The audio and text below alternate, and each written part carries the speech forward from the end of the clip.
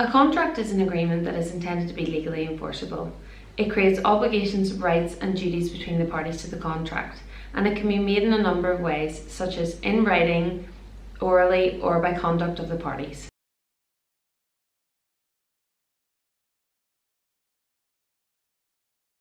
The key elements of a contract are offer, acceptance, consideration, intention to create legal relations, and certainty of terms.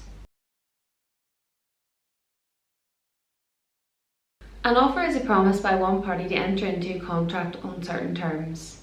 It should be specific, complete, and capable of being accepted, and it should be made with the intention of being bound by acceptance.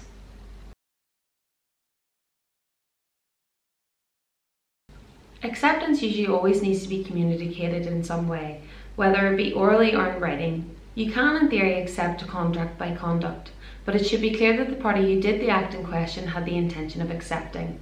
If an offeree signifies acceptance but tries to change the terms of the offer, then this is not in fact acceptance, but rather a counter-offer, and no contract is binding at this point.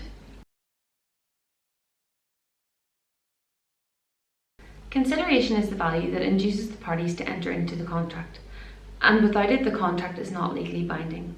It is important to note, however, that consideration does not need to be in the form of money, but it must have material value or be measurable. It should always be clear as to what the consideration is in the contract.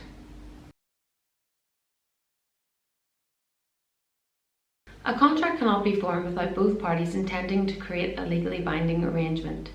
In commercial situations, it is presumed the parties are intending to enter into a legally binding agreement.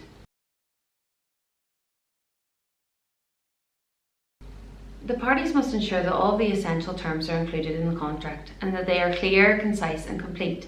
They should not be vague or ambiguous. If a court finds that an agreement is incomplete or if its terms are uncertain, it could find the agreement to be unenforceable.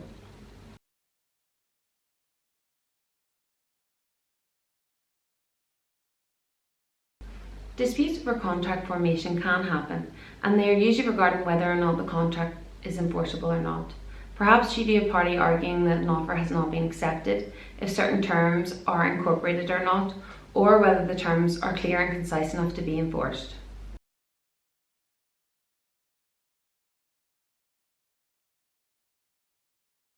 In order to avoid inadvertently forming a contract, parties should always be acutely aware of the key elements of a contract, and when discussing or negotiating with other parties, make it clear that the offer has not yet been accepted and is subject to a number of satisfactions and conditions. Generally, it is best practice to have a contract in writing, and parties should always be aware of their key obligations and rights to the contract. If you would like any assistance with your contract, please contact myself or a member of the commercial contracts team here at Carson McDowell.